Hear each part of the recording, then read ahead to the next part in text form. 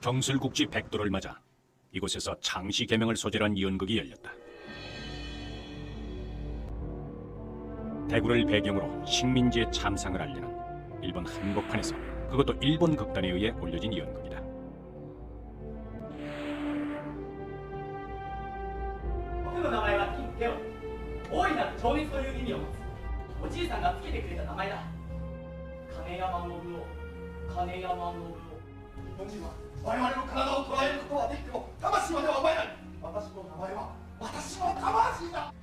이 연극은 말과 글, 그리고 이름마저 뺏겨야 했던 우리 민족의 아픔을 잘 그렸다는 평을 받았다.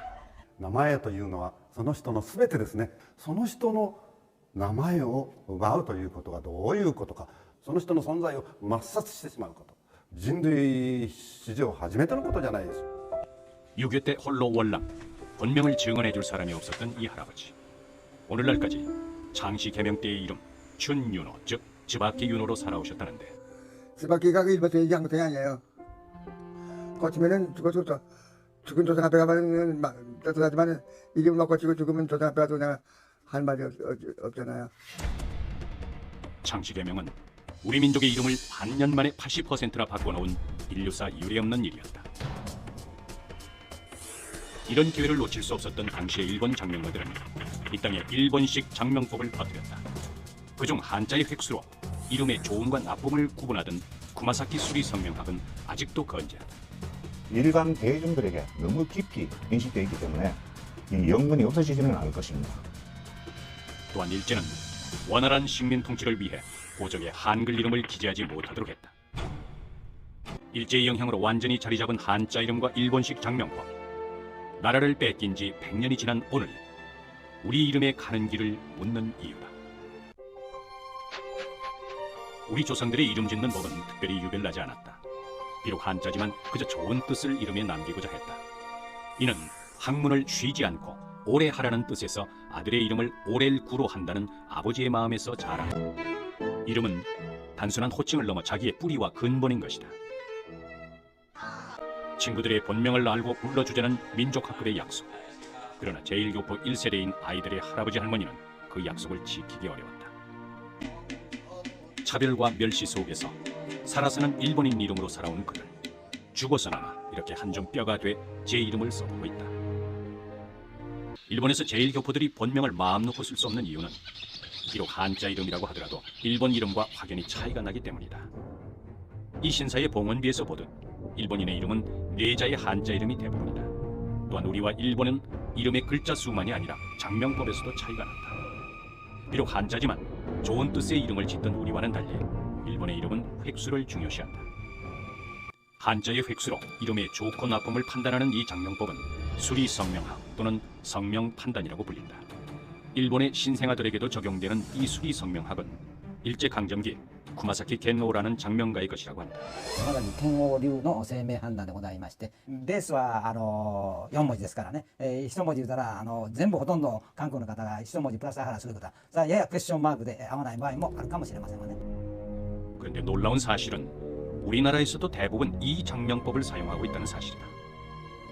일본과 용어조차 똑같은 성명 판단 또는 수리 성명학은 한자 이름의 획수를 81회까지 정해놓는데 그 반 정도가 나쁜 획수다. 그래서 웬만한 이름도 좋지 않은 이름으로 판단돼서 개명을 권유받는다. 우리 이름의 성 앞에 일명, 가성의 새로운 성을 만들어 일본인처럼 네자의 이름으로 장명하는 방법이다. 백운국이라는 이름을 예로 들자면 백이라는 성명 앞에 한 획의 가성을 추가, 전격을 제외, 인지, 외, 총의, 이른바 수리사격으로 기륭화복을 따진다. 그렇다면 수리성명학은 언제 어떻게 우리나라로 전파됐을까? 우리는 그 실마리를 일제강점기 총독부 기관지였던 매일신보의 1940년 3월 16일의 한 광고에서 찾을 수 있었다. 장시 개명이 실시되고 한 달이 조금 지난 그때 어딘가 매우 낯익은 카이저 수염의 장명가, 그는 바로 구마사키 겐노였다. 그렇다면 수리성명학은 장시 개명 때 이 땅에 퍼진 장명법인가? 장시 개명은 일제가 우리 민족의 이름을 일시에 바꾼 민족 말살 정책이었다. 200여 개의 성을 중심으로 친족으로 강하게 묶여있던 조선, 이와는 달리 일본은 약 30만 개의 시로 친족이라는 장애물 없이 전 국민이 천황과는 자식과 아버지의 관계로 곧바로 이어진다. 일제는 우리의 친족 중심의 가족 제도를 허물고 천황 중심의 가족 제도를 통해 황국 신민화 정책을 완성하고 싶었던 것이다. 시계명은 조선의 히틀러 미나미 지로 총독이 추진한 정책이었다. 당시 정무총감 오노는 이런 창시개명의 어려움을 해방 후 실토하기도 했다. 일제는 왜 창시개명이라는 무리수를 두었을까?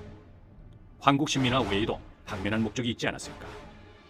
이곳에서 우리는 그 이유를 잘 보여주는 극비 문서를 발견할 수 있었다. 일명 오노 문서라고 불리는 이 극비 문서에는 조선인에 대한 징병제가 명실공히 황국 신민으로 봉공하는 길이며, 이를 위해서는 시의 설정, 즉 창시개명이 매우 중요한 일임을 역설하고 있다. 창시개명을 통해 황국 신민임을 철저히 자각시켜 성전, 즉 침략전쟁을 준비해야 함을 강조하고 있는 것이다.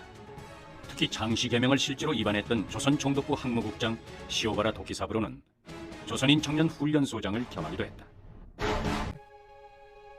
이러한 속셈을 위해 창시개명은 1940년 2월 11일 전격 실시됐다. 그것도 일본의 개천절인 기원절 2600주년을 시행일로 삼았다. 경술련의 나라를 잃고 이제는 이름까지도 잃게 된 것이다. 결국 오늘날 우리가 쓰고 있는 수리성명학은 무엇일까? 이 땅의 청년들을 그들의 침략 전쟁으로 내몰기 위해 창시개명 때 퍼진 장명법인 것이다. 이 외에도 수리성명학으로는 매우 안 좋은 획수지만 결코 불운한 삶을 살았다고 볼 수 없는 수많은 인물들도 있다. 반대로 매우 좋은 획수지만 결코 행복한 삶이라고 볼 수 없는 경우도 많다. 그렇다면 우리는 어느 정도 수리성명학을 사용하고 있을까? 대부분의 장명가들이 다 사용한다고 해도 과언이 아닐 겁니다. 그리고 일반 대중들에게 너무 깊이 인식되어 있기 때문에 이 영문이 없어지지는 않을 것입니다. 문제는 갈수록 복잡해지는 사회에서 아이들의 이름을 직접 지을 부모가 많지 않다는 것이다. 600명 중 손을 든 사람은 약 90%. 우리는 산모들 가운데 실제로 수리성명학에 의해 장명된 경우도 접할 수 있었다. 수리사격이라는 용어가 일본식 장명법임을 잘 말해준다. 일본식 장명법을 거부해야 한다면 우리 아이들에게 어떤 이름을 지어줘야 할 것인가? 아니, 우리 민족의 이름에 대한 정체성은 어떤 식으로 이루어져야 할까? 한글 이름이 이렇게 적은 이유는 무엇일까?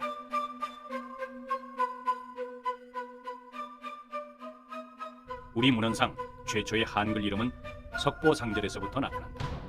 박검둥, 박탄해, 김올마대.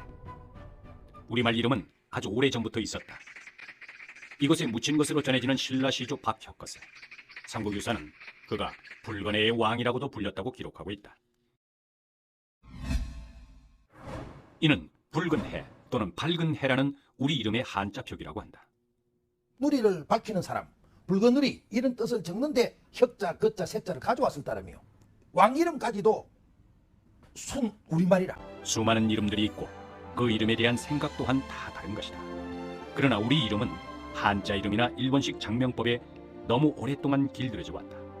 나라를 잃으면 이름을 잃게 되는 세계사 유례없는 아픈 경험을 한 민족으로서는 놀라운 사실이 아닐 수 없다. 관습에 얽매여가지고 한자 이름 짓는다고 무슨 복이 오지도 않습니다. 그래서 우리말로 아주 부르기 쉽고 쓰기 쉽게. 나라와 민족마다 그 쓰는 이름이 다르다. 우리 조상들은 우리 이름을 소중히 생각했다.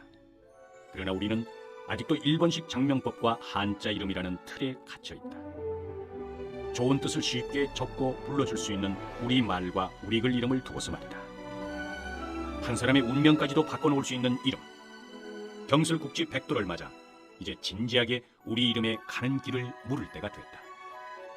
좋은 뜻과 더불어 불러주기까지 쉬운 우리 이름. 우리가 사는 온 누리에 넘치면 그만큼 더 밝은 세상이 되지 않을까. 우리 이름의 독립을 가는 길을 묻는 이유다.